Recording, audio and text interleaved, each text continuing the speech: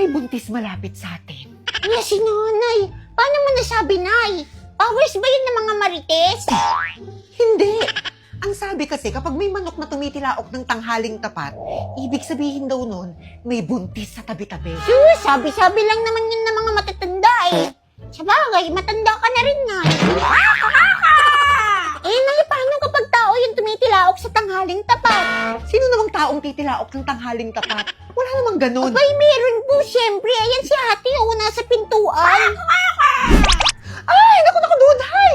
Lumayas ka dyan sa pintuan! Bakit? Bawal tumayo ang buntis sa pintuan! Bakit bawal na naman? Ay, basta bawal! Mahihirapan daw mga anak. Teka, buntis ba si ate? Ay, ewan ko ba? Hindi ba buntis yan? Ang laki ng tiyan. Buntis agad? Di ba pwedeng nagsamji lang tapos nabusog? Kakapagod. Oo.